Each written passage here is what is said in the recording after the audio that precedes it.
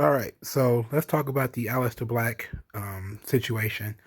This was the best thing on SmackDown, as far as I'm concerned, and SmackDown was really good. Well, first, we're going to talk about the story that he told. Then we're going to look at some of the symbolism and some of the some of the other things, some of the archetypes that came through. So he has a book, and it's called Tales from the Dark Father. So I'm guessing that's what the name of the series is going to be called. And it says chapter 1 is the dragon. So he starts talking about how his father used to take him to funerals, that to all of these quote celebrations of life and death. And his father was able to do this because he was too young to know otherwise. So his father, as he got older, says his father was colder and grew more distant, and he didn't realize that his father was not teaching him to defeat the dragon, but to become the dragon. And he says that his father was right, that the people are deceitful, they're liars, they are the real monsters, and he is nothing like them.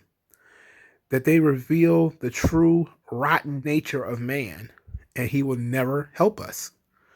And that they turn their children into bigger monsters than they are, that, is vile, and we should be condemned. So this is obviously a heel promo, but let's talk about some of the symbolism. So you got Aleister Black. He's sitting in this dark room with these candles. He's got a big book. It kind of looks kind of like a grimoire, kind of like a witch book. The animation is the same, similar to the same animation that was used for Tian Sha in NXT, which was great. You had the father. The father had the cross. It was in shadow with the wire rim glasses. They're circular. You can't see his face. You can't see any of his features. You also can't see the features of the little boy, who is supposedly Aleister Black. You can't see the features of the mother, who are screaming and being pulled away. So it's not, what they're telling you is there's not about any individual, situation, because there's no discernible features. They want you. There are things that they want you to notice. For instance, the father with the crown, the king, right? So you have what is your king? Your king is the tyrant. Kings can be benevolent kings, or kings can be tyrants. In this situation, he's calling his father somewhat of a tyrant. That he grew colder, that he was training him to become the dragon. The dragon, there's a lot of ways to take it. There's the typical philosophical thing about dragons representing chaos and death and destruction. Or you could just say the dragon equals the serpent being the thing from the Garden of Eden that, led to the fall of man. And you have that situation. So there's a lot of different things that you could play around with here. Because we have kind of gone through our society and decided that maybe, like the snake, there are different societies that have different views of the snake or the serpent. The dragon is just a different situation from that. But the Christian cross in the vignette tells us that we're taking the Christian version of the serpent. So the dragon is going to be the thing that led to the fall of man. And he is saying that man is disgusting and man is deceitful. So he is going to lead to the fall of man. He is the dragon. He's going to lead to the fall of man. Man is deceitful. Man is disgusting. Man creates bigger monsters than he himself are. He's not just talking about his own father who created him to be the dragon. He's also talking about other people who, through their own, let's use the word bigotry, they instill their own bigotry into their children and turn their children into, worse people than they are. This kind of goes into the entire idea that parents instill their values into their children. Much like his father instilled his values into him, that made him the dragon, made him the monster. Other people do the same. Other people are also instilling negative values, horrible, rotten, selfish things into their children that are growing into bigger monsters than they are. I wish I could give you a good example. I guess one of the best examples would probably be the Beltway snipers. God, I wish I could remember. I think his name was John Muhammad. He adopted some kid, and he basically trained him to be a sniper. Now, that wasn't his direct child, right? He was adopted. His birth children were taken from him. If you don't know who the Beltway snipers are, just Google the DC snipers. John Muhammad, he uh, he he adopted this young boy and basically trained him to be a murderer. And because John Muhammad, the plan of the DC snipers was to eventually murder John Muhammad's ex-wife. They were shooting other people to make it seem like she was just going to be a victim of random violence. But in reality, she was the target. She would have been like the 12th or 13th victim or something like that. But this goes into what Aleister Black is saying, that sometimes, quite often actually, you have parents instilling horrible things into their children and turn their children into monsters. And basically he's saying that's what his father did to him. His father instilled these horrible things into him and turned him into a serpent, turned him into the dragon, the being of chaos, who was going to lead to the fall of man. And that's why he says that he will never help us. And this is a thing, I believe it's Satanism. They kind of, I think Satanism is like one big meme. Like it's supposed to be, it's not a serious religion. It's just kind of taking the piss out of Christianity.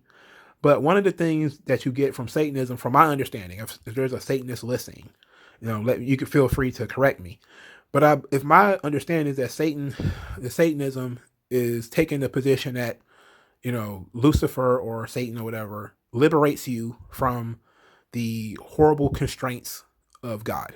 That, God says, like if you look at the movie Devil's Advocate, look but don't touch, taste but don't swallow, that sort of thing, where God has this world filled with all these temptations, but you can't do anything about it. Women are so beautiful, but you can't touch them. Not before you get married, right? And you can't covet thy neighbor's wife. So if your neighbor's wife is hot, you're like, oh my God. It's all about constraint. And Lucifer is saying, Satanism is all about letting that go. Letting go of these constraints that Christianity has put upon you. And another word of saying that is to embrace chaos, right? To embrace, your hedonism, embracing your real nature. And some people find solace in this, and they do. Sometimes people feel like they're, when you look at, let's say, nuns, different people like that, and you look at them, and they come across as being very repressed. That's another thing when you have priests, and that kind of also goes back to the situation of man, of the father being in with the cross and going to funerals. It would make sense for him to be a pastor or some type of church man who takes his son to these funerals. I had an ex-girlfriend whose father does funerals and stuff like that. He's also a pastor, so this happens. He would go and lead the procession for the funerals and stuff like that. So is that what he's telling us his father used to do?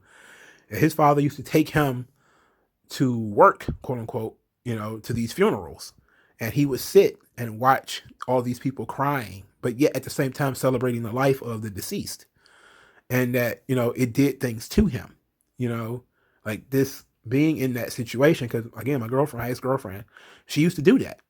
When her dad got older, she would go with him to these funerals that he would work in, help him write his speeches and do stuff like that. So maybe that's what Aleister Black is telling us that his dad did, and through this, his father taught him to sort of embrace chaos and become the dragon, to never help people. And that's, in some ways, if you look at Satanism, and you have people who say, well, that's what Lucifer was trying to do by giving man the knowledge of good and evil, that he gave man freedom from the shackles of God, and that was actually helping us.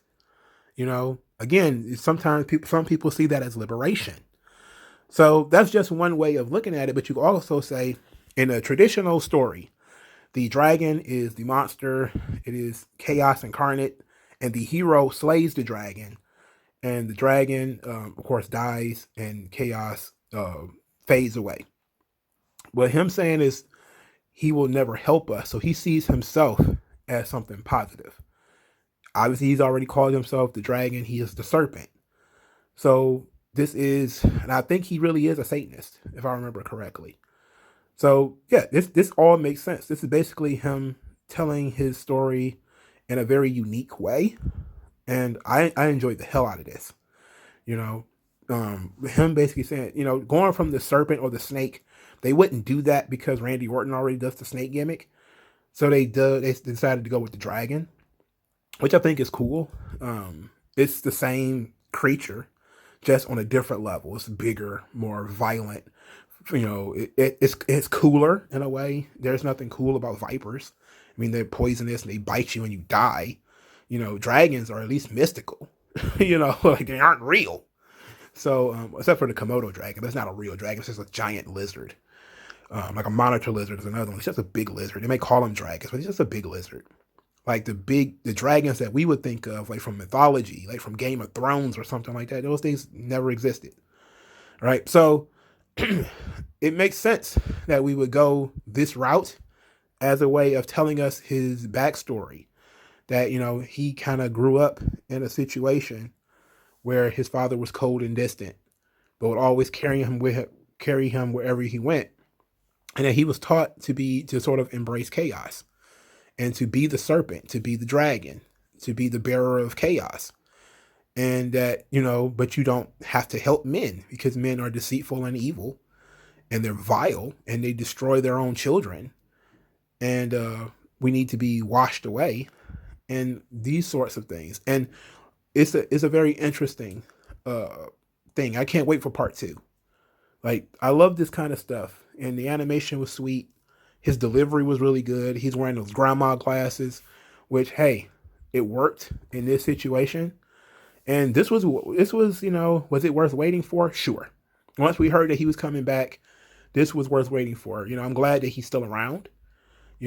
Where do we go with this? I have no idea. Like maybe after like 3 or 4 weeks of it, 3 or 4 weeks of Tales from the Dark Father, we'll know what more we can do, or what direction we're going in. But I can tell that Aleister Black seems to be in a different situation than there's a lot of, let's put it like this, there's a lot of fatherly archetypes on SmackDown.